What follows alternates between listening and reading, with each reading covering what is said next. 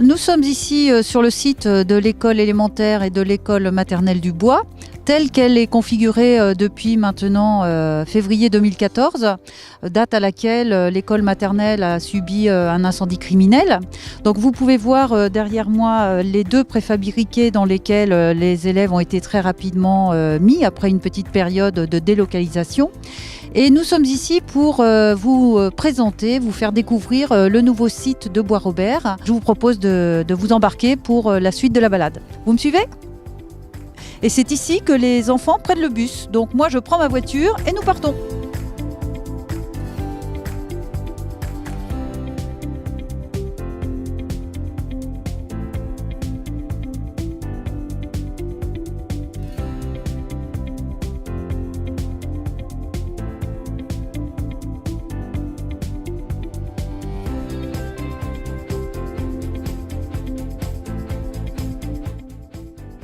Donc nous sommes à l'entrée unique de l'école du Bois délocalisée sur le site de Bois-Robert. Pour des raisons de sécurité, ce sera la seule entrée possible pour les familles et pour les enfants, et bien sûr pour toutes les personnes extérieures à l'école. La ville a veillé à la sécurité des enfants sur ce site. J'en veux pour preuve qu'il n'y aura aucun conflit d'usage avec les adultes de l'école de la deuxième chance. Donc nous sommes désormais dans la classe provisoire de Monsieur Motin, donc en toute petite et petite section de maternelle. Et l'aménagement est déjà bien commencé en ce début de vacances scolaires, comme vous pouvez le voir. Plusieurs univers ont été créés. J'en profite pour dire que depuis juin 2016, les services de la ville et des entreprises extérieures ont travaillé pour l'accessibilité du site aux enfants. On travaillé pour réhabiliter toutes les salles, faire les peintures, les sols, etc., pour accueillir les enfants dans les meilleures conditions.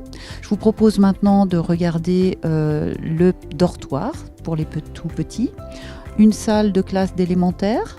On peut voir maintenant le bureau de la directrice de l'élémentaire, Madame Loïrissi, le bureau de Madame Guel, et puis une salle d'activité périscolaire. Je vous propose de voir maintenant une salle de motricité et nous allons nous diriger vers le réfectoire pour montrer dans quelles conditions les enfants vont être accueillis pour la pause méridienne.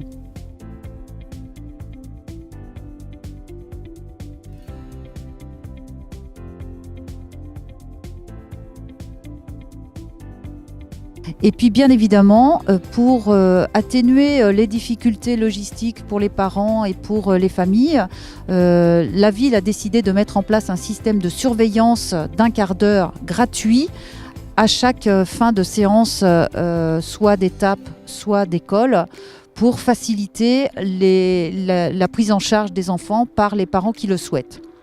Par ailleurs, pour accéder au site en voiture, il est possible d'avoir des places de parking juste à l'entrée, en face du site de Boisard, ou alors de l'autre côté, sur la rue Lamarck.